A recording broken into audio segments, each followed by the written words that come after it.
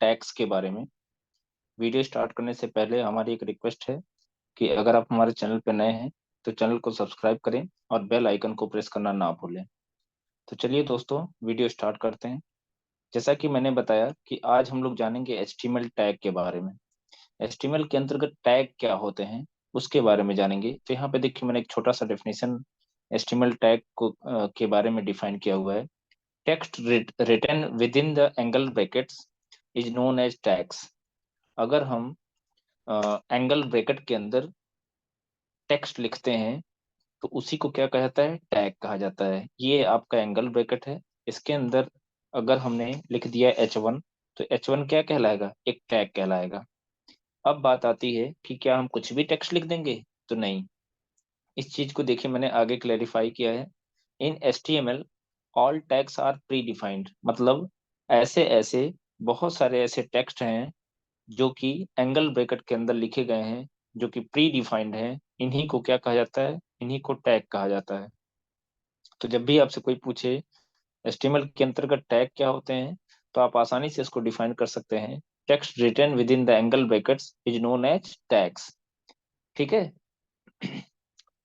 और एचटीएमएल के अंतर्गत जितने भी टैग्स होते हैं सब प्री डिफाइंड होते हैं।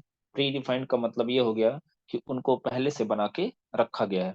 अब जितने भी टैग्स होते हैं, डिफरेंट डिफरेंट टाइप के टैग होते हैं। जैसे टाइटल टैग होता है, हेडिंग के लिए H1 से लेके H6 तक होता है, पैराग्राफ के लिए P टैग होता है, ठीक है। इमेज के लिए IMG टैग होता है, हाइपरलिंक के लिए A टैग होता है। तो डिफरेंट डिफरेंट टाइप के टैग्स होते हैं। लेकिन जितने भी टैग्स होते हैं, जैसे मैंने आपको कुछ टैग के नाम बताए, जैसे टाइटल टैग हो गया, तो टाइटल भी किसके अंदर लिखा गया होगा, एंगल ब्रैकेट के अंदर, ठीक है।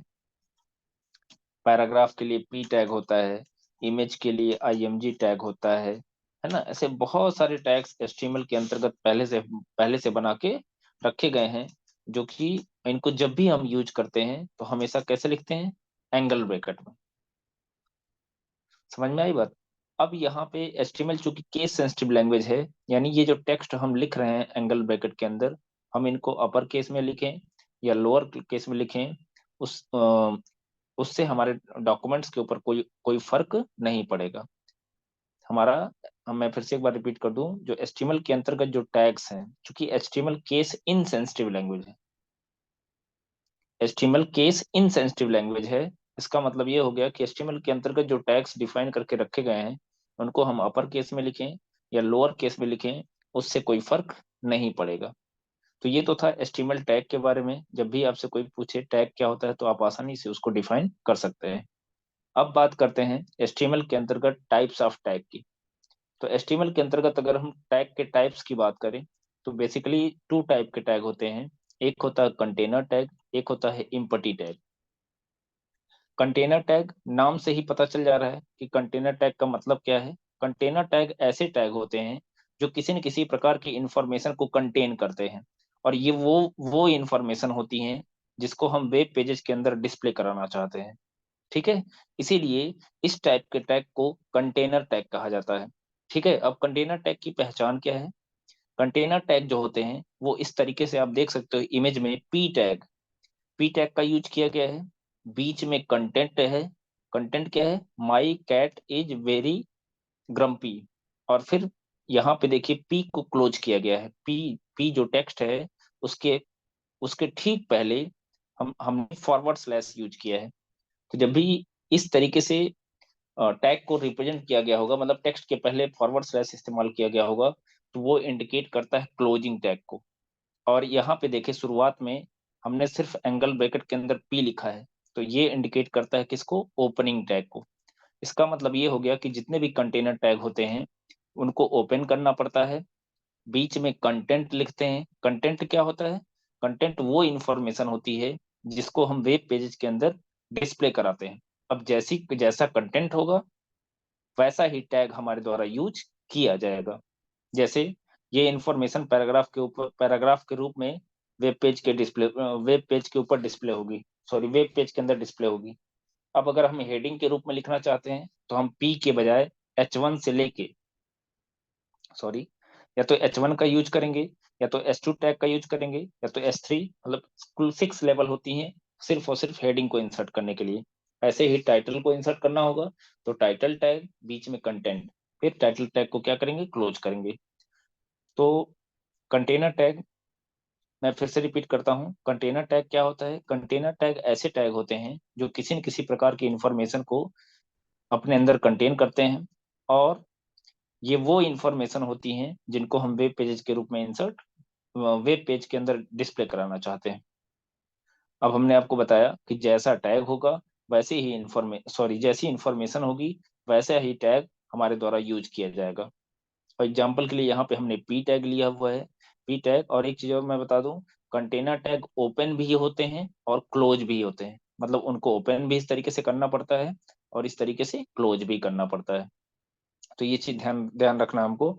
आगे जब भी हम जितने भी कंटेनर टैग हमारे द्वारा यूज किए जाएंगे उनको इस तरीके से ओपन भी करेंगे, और लास्ट में कंटेंट के बाद हम उनको क्या करेंगे, क्लोज करेंगे।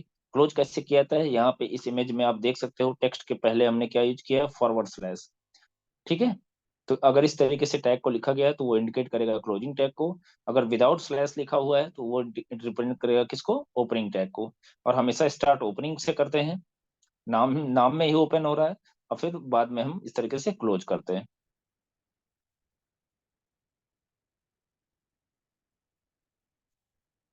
अब हम बात करेंगे किसकी, इम्पटी टैग की। अगर इम्पटी टैग की बात करें तो इम्पटी टैग ऐसे टैग होते हैं जो किसी स्पेशल, जिनको यूज हम स्पेशल पर्पज से करते हैं।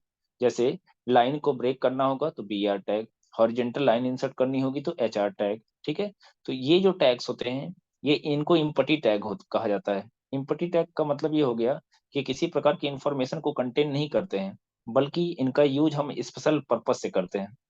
जैसा कि मैंने आपको बताया ना कि बी आर टैग क्या करता है, लाइन को ब्रेक करता है, जबकि एच आर टैग की सहायता से हम लोग क्या करते हैं, हॉरिजेंटल लाइन इंसर्ट करते हैं। ठीक है, तो अब बात आती है क्या यही दो टैग इम्पटी टैग है? नहीं, और भी टैग है, जैसे आईएमजी टैग होता है, वह भी एक प्रकार का इम्पटी टैग होता है। ठीक है, तो इम्पटी टैग सेल्फ क्लोजिंग होते हैं। सेल्फ क्लोजिंग का मतलब ये हो गया कि इम्पटी टैग को हम सिर्फ ओपन करते हैं, उनको क्लोज करने की जरूरत नहीं पड़ती। आप देख सकते हो मैंने बस ऐसे लिखा है, इनको इनको क्लोज हमने नहीं किया है। जबकि कंटेनर टैग की बात करें तो कंटेनर टैग को ओपन भी करना पड़ता है और क्लोज भी करना पड़ता है।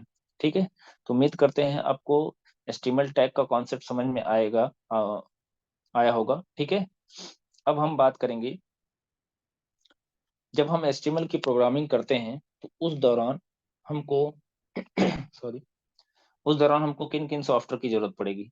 यानी अगर हम बिगिनर्स हैं तो हमको आइडिया नहीं रहता है कि हमको कौन सा सॉफ्टवेयर, अगर हमको एचटीएमएल सीखना है तो किस किस सॉफ्टवेयर की जरूरत पड़ेगी।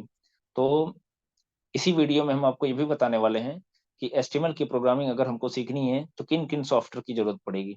ठीक है, तो जो सबसे पहला सॉफ्टवेयर की हमको जरूरत पड़ती है वो होता है वेब ब्राउजर। ठीक है, जो सबसे पहला सॉफ्टवेयर हमको हम जो सबसे पहला सॉफ्टवेयर होता है जिसको हमको नीड पड़ती है वो होता है कौन, वेब ब्राउजर। हमने वेब ब्राउजर को इसी में डिफाइन भी किया हुआ है। वेब ब्राउजर क्या होता है, it is an application program which is use to display the web pages.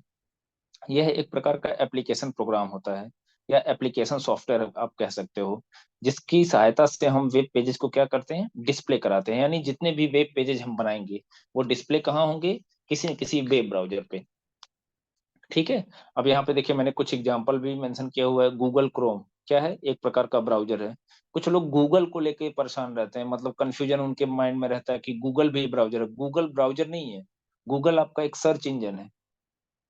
Google आपका एक सर्च इंजन है, तो ये चीज क्लियर रखिएगा। गूगल क्रोम ब्राउजर होता है, जबकि गूगल आपका गूगल, यूट्यूब, बिंग, याहू, ये सब क्या है, ये सब सर्च इंजन के नाम है। सॉरी। अब हम बात करें और गूगल क्रोम हो गया, मोजिला फायरफॉक्स हो गया। अगर आप विंडो 7 ऑपरेटिंग सिस्टम यूज करते हैं तो उसमें इंटरनेट एक्सप्लोरर मिलता है, लेकिन अगर आप विंडो 10 के यूजर हैं तो इंटरनेट एक्सप्लोरर के बजाय आपको माइक्रोसॉफ्ट एज एज नाम का ब्राउजर मिलता है। ओपेरा मिनी, यह भी एक प्रकार का ब्राउजर होता है। तो सबसे पहला जो सॉफ्टवेयर की जो सबसे पहला सॉफ्टवेयर होता है जिसकी जरूरत हमको एचटीएमएल की प्रोग्रामिंग में करती है वो होता है वेब ब्राउजर। और अगर आप पीसी, आपके पास पीसी है तो कोई ना कोई वेब ब्राउजर तो आपके पास होगा ही होगा, चाहे विंडो 10, अगर विंडो 10 के यूजर्स होंगे तो आपके पास जो बाय डिफॉल्ट ब्राउजर मिलता है वो होता है माइक्रोसॉफ्ट एज, अगर आप विंडोज 7 के यूजर हैं तो आपको बाय डिफॉल्ट जो ब्राउजर मिलता है वो होता है माइक्रोसॉफ्ट इंटरनेट एक्सप्लोरर। ठीक है। इसके अलावा हम इंटरनेट से चाहें तो फ्री ऑफ कॉस्ट, बिना किसी कॉस्ट के, हम गूगल क्रोम को, अगर हमारे पीसी में नहीं है गूगल क्रोम इंस्टॉल्ड, तो हम उसको आसानी से इंटरनेट से डाउनलोड करके हम उसको आसानी से इंस्टॉल कर सकते हैं। अब जो दूसरा सॉफ्टवेयर होता है जिसे हम लोग टेक्स्ट एडिटर कहा जाता है, जो दूसरा सॉफ्टवेयर होता है जिसकी जरूरत हमको एचटीएमएल प्रोग्रामिंग में पड़ती है, वो होता है टेक्स्ट एडिटर्स। ठीक है। टेक्स्ट एडिटर्स की बात करें तो यह भी एक प्रकार का एप्लीकेशन प्रोग्राम होता है जिसका यूज करते हुए हम एचटीएमएल की कोड को लिखते हैं। यानी जो एचटीएमएल की प्रोग्रामिंग होती है, जो हम कोडिंग करते हैं, वो किस में करते हैं? टेक्स्ट एडिटर में। और टेक्स्ट एडिटर क्या होता है? अगर आपसे कोई पूछे टेक्स्ट एडिटर क्या होता है, तो आप बताएंगे कि यह एक प्रकार का एप्लीकेशन सॉफ्टवेयर होता है जिसकी सहायता से हम प्रोग्रामिंग करते हैं या कोडिंग करते हैं। सिंपल वे में बताएं तो हम कोडिंग करते हैं। ठीक है। अब यहाँ पे हमने कुछ टेक्स्ट एडिटर सॉफ्टवेयर का मैंने नाम मेंशन किया हुआ है। जैसे सबसे पहला और सबसे सिंपल, कम फीचर्स वाला जो सॉफ्टवेयर होता है वो होता है नोटपैड। यानी अगर आपके पास सिस्टम है तो सिस्टम में आपके पास नोटपैड तो होगा ही होगा। जब भी किसी सिस्टम में ऑपरेटिंग सिस्टम को इंस्टॉल किया जाता है तो उसके साथ आपको नोटपैड मिल जाता है। आपको नोटपैड को अलग से कहीं डाउनलोड करने की जरूरत या डाउनलोड करके इंस्टॉल करने की जरूरत नहीं है। ठीक है। और ये फीचर के दृष्टिकोण से बहुत कम फीचर, इसके अंदर बहुत एक तरीके से कह सकते हैं बहुत सिंपल सॉफ्टवेयर है। इसके अंदर फीचर्स उतने ज्यादा नहीं होते। इसी का एक अपडेटेड वर्जन होता है जिसको मैं यहीं पे मेंशन करना चाहता हूँ, नोटपैड प्लस प्लस। नोटपैड का ही एक अपडेटेड वर्जन होता है जिसका नाम क्या होता है? Notepad plus plus. ये भी एक प्रकार का टेक्स्ट एडिटर होता है जिसको हमको इंटरनेट से डाउनलोड करके इंस्टॉल करना पड़ता है, तब जाके हम नोट पैड प्लस प्लस का हम अपने सिस्टम के ऊपर यूज कर सकते हैं। तो नोट पैड हो गया, नोट पैड प्लस प्लस हो गया। एक और सॉफ्टवेयर होता है जिसका नाम होता है सबलाइम टेक्स्ट एडिटर। इस ये भी हमारे पीसी में नहीं होता है, इसको भी हमको क्या करना पड़ता है? इंटरनेट से डाउनलोड करके इंस्टॉल करना पड़ेगा। ठीक है। ये बहुत मतलब स्मॉल साइज के सॉफ्टवेयर होते हैं जिसको आप आसानी से हॉटस्पॉट के जरिए अपने, अगर आपके पास इंटरनेट कनेक्शन नहीं है तो मोबाइल के हॉटस्पॉट से आप चाहें तो बहुत आसानी से डाउनलोड करके इंस्टॉल कर सकते हैं। ठीक है। और बारी बारी से हम आपको डाउनलोड करके इंस्टॉल करना भी बताएंगे। और जितने भी हम टेक्स्ट एडिटर आपके सामने यहाँ पे दिए हैं, जितने भी टेक्स्ट एडिटर का मैंने नाम यहाँ पे मेंशन किया हुआ है, चाहे वो नोटपैड हो या नोटपैड प्लस प्लस हो या सबलाइम टेक्स्ट एडिटर हो या विजुअल स्टूडियो कोड हो, सब में हम बारी बारी से एचटीएमएल के प्रोग्राम को लिख के रन कराएंगे। बारी बारी से एक बार हम एक वीडियो में नोटपैड के ऊपर कोडिंग कैसे करते हैं वो आपको बताने वाले हैं। एक वीडियो में हम नोटपैड प्लस प्लस पे कैसे करेंगे ये बताएंगे। फिर सबलाइम टेक्स्ट एडिटर को कैसे यूज किया जाता है, उसमें कैसे प्रोग्रामिंग कोडिंग करते हैं उसको भी बताएंगे। फिर हम विजुअल स्टूडियो कोड को कैसे यूज किया जाता है, ठीक है, उसको उसके बारे में भी हम बताएंगे। और सब अलग अलग वीडियो में बताएंगे ताकि आपको ये भी अंतर समझ में आए कि notepad notepad plus plus, Sublime text editor और विजुअल स्टूडियो कोड, इन सारे टेक्स्ट एडिटर में डिफरेंस क्या होता है। ये तभी पता चलेगा जब हम इनको अलग अलग से हम आपको बताएंगे। ठीक है। सब में अंतर होता है। मैं एक छोटा सा एग्जांपल यहाँ पे दे दूं। जैसे नोटपैड में बहुत लिमिटेड फीचर्स होते हैं, नोटपैड प्लस प्लस में जाएंगे, जैसा कि मैंने कहा कि आपको ऑलरेडी बता दिया है कि नोटपैड प्लस प्लस जो है ये अपडेटेड वर्जन है किसका? Notepad plus plus, sorry notepad का। यानी नोटपैड प्लस प्लस में कुछ एक्स्ट्रा फीचर होते हैं, किससे? नोटपैड से। यानी फीचर के दृष्टिकोण से देखा जाए तो नोटपैड में कम होता है, नोटपैड प्लस प्लस में थोड़ा ज्यादा होता है। अब तीसरे पे आता है Sublime text editor. Sublime text editor यह भी एक प्रकार का टेक्स्ट एडिटर है। इसमें भी हम एचटीएमएल की कोडिंग कर सकते हैं। एचटीएमएल की ही कोडिंग नहीं, अगर आप पाइथन की कोडिंग करना चाहते हो तो उस पाइथन की कोडिंग में भी notepad plus plus, Sublime text editor, है ना, सी प्लस प्लस, जावा, पाइथन, किसी भी प्रकार की प्रोग्रामिंग आपको करनी हो तो उस प्रोग्रामिंग में हम notepad plus plus, Sublime text editor या विजुअल स्टूडियो कोड का इस्तेमाल हम लोग कर सकते हैं। ठीक है।